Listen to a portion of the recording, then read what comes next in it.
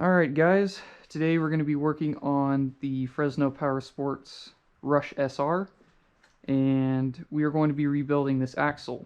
So my car has about 31 hours of extremely hard usage on it, so since we're in the winter I'm going to go ahead and pull it apart, clean the axle, all the ball bearings out, completely disassemble this thing, and just re-lubricate it, make sure it's ready to go for next season. So you only need a couple basic tools, 5mm Allen. You want to make sure that you use a S2 rated Allen. You don't want to use the chromoly ones. They're a little bit softer, more susceptible to stripping. These are torqued down to 35 foot-pounds with a Loctite, so the breakaway torque is pretty high, which is why I have this guy right here, my 3/8 rigid impact. And the last tool you'll need is a snap ring plier of your choice. Doesn't really matter too much. So we'll start off, we're just going to take all 6 of these bolts out. So we'll put this guy on there, make sure she's in the max setting, and then I like to kind of hold this off to the edge to give me a little more clearance angle to get the impact in there. Make sure that Allen is all the way in there because these have quite a bit of breakaway torque. And then just go for it. So there's one.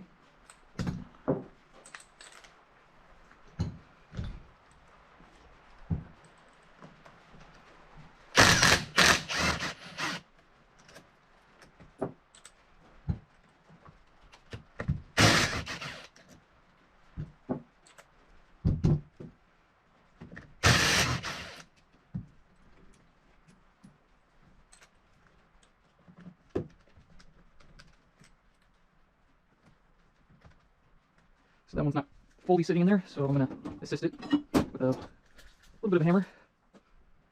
Ah, there it goes. Just make sure they're fully seated.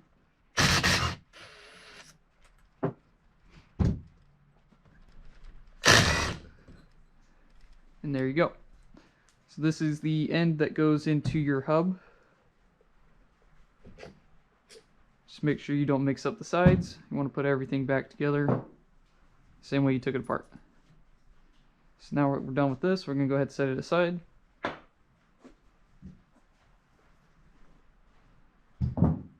And you'll see snap ring right there. Go ahead and remove that.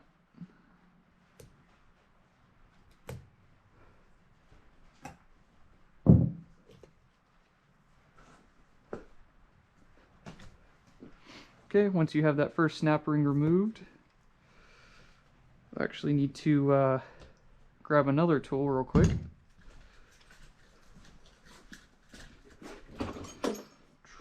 Grab a small flathead.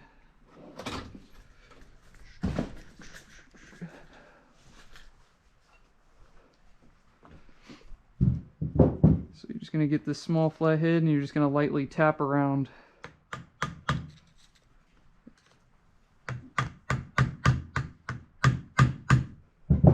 Make sure not to damage this.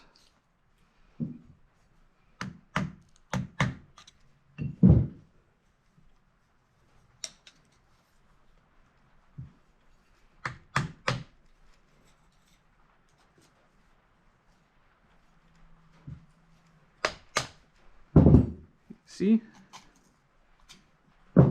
Separate that. You can pull that down. And then you should just be able to slide this guy right off. Just be careful that you don't lose any of the ball bearings in there. And we'll set that aside. And then we'll have a secondary snap ring right here.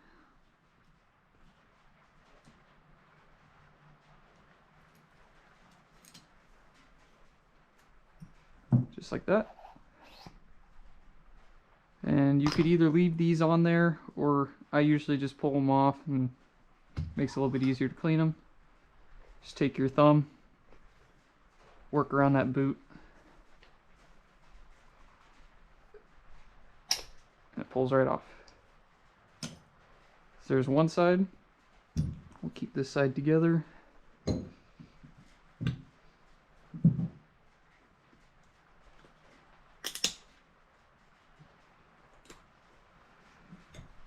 And we'll go on to this side. So this side is the exact same process, so I'm not going to show you that again. It's the same CV. Okay, so we're just going to inspect the splines. Make sure there's no chipped teeth, no damage to it.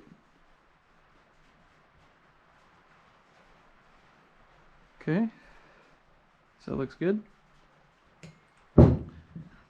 So now, all you have to do is clean up all this old grease that's in here. But before that, let's pull apart this ball bearing. So you can choose to use some kind of like an ultrasonic cleaner if you want to make this a little bit easier. You can leave all this assembled and just plop this thing into an ultrasonic cleaner, let it do its work. That's what I'm going to do once I finish pulling apart the other axle, which I have right here. So I'll be pulling that one apart, do the same thing as well, but just to show you guys how you can pull these apart and clean them by hand if you really wanted to. You just grab this guy right here and rotate it, and there you go. It's that easy. So you can get in here with some brake cleaner or rag, whatever you prefer.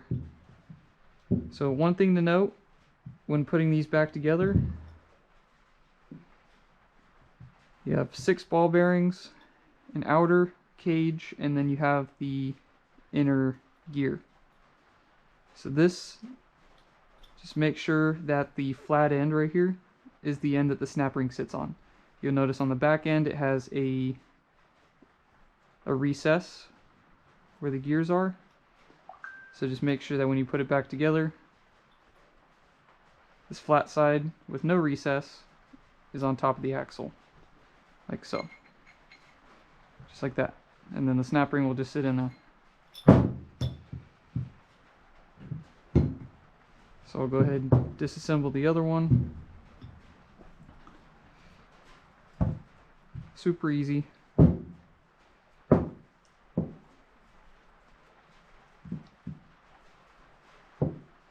If they get stuck a little bit, you can just rotate it and get your finger in there and just push on it. And then these always come out once you rotate them, just like so. It's always a good idea to wear gloves so you don't end up like this. Always have a ton of rags handy when working with grease. This stuff gets everywhere. And then once they're cleaned up and they're ready to put back together, if you went as far as I did in disassembling these, it's not too hard to put them back together. So you grab your cage and your inner gear. You're going to rotate it in sideways. Then you're going to hold this in your hand,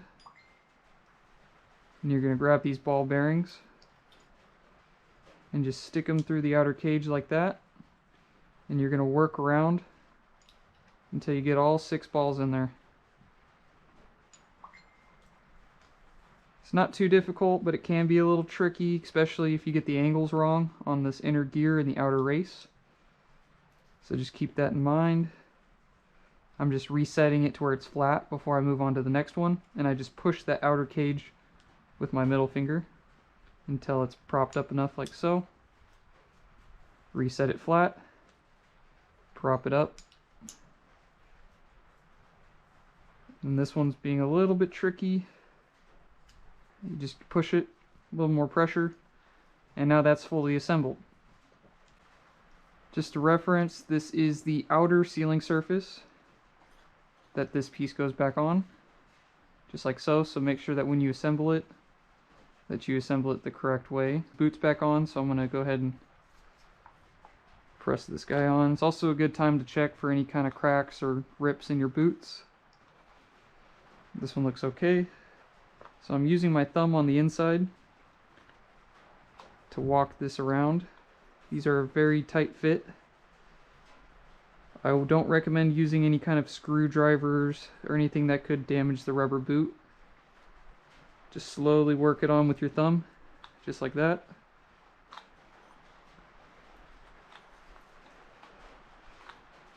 Till you get it on enough to where you can just slide her on down.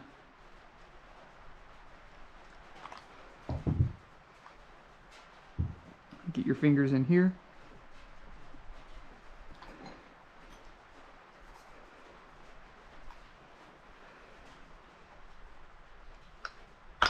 Just like so. Okay, so we'll just slide that guy down. Take your snap ring and your pliers, and you're going to put the bottom snap ring on. Just make sure that that's fully seated in there. Then you grab your CV, slide it down on, it'll sit on that snap ring. Then we could take our other snap ring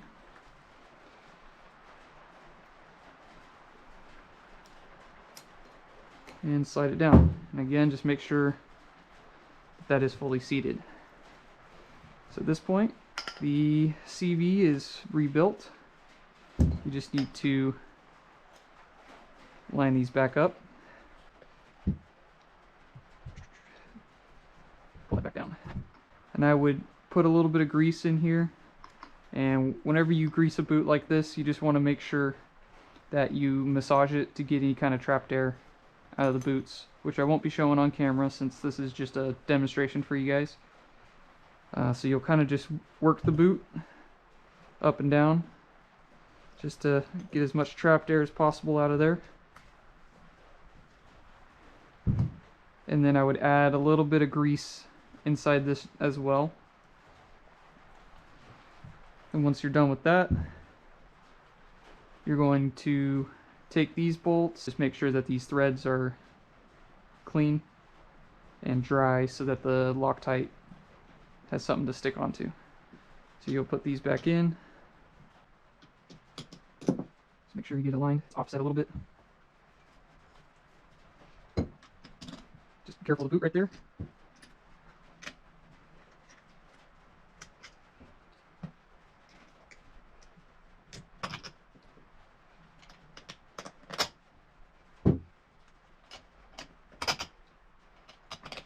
Okay. And then you'll grab your stub axle. Again, just make sure that that's greased up. And you're going to line this up. And now would be a good time to add a tiny bit of red Loctite to the end of each of these bolts. Just go through, start them all by hand.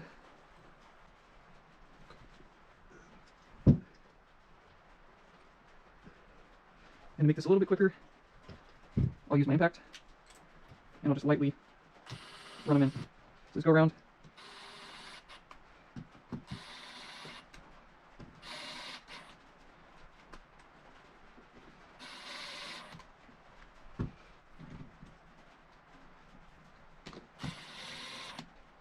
Okay.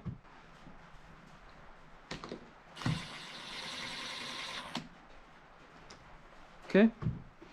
And then you're going to torque these down with the torque wrench to 35 foot-pounds. Then once you're done, your Allen wrench goes flying. And you do the same thing to the other side, but this one goes into the differential. So you'll have these style bolts going through like so.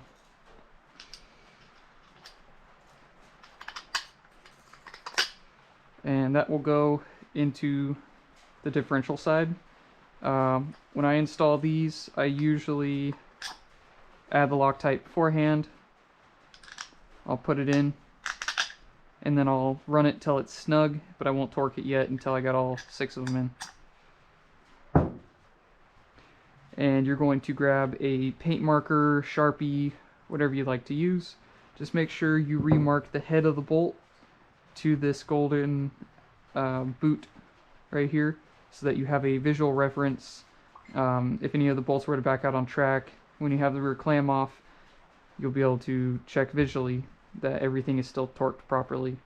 And that's all there is to it, to rebuilding these axles. Again, my car has about 31 hours on there. I would recommend doing this every year.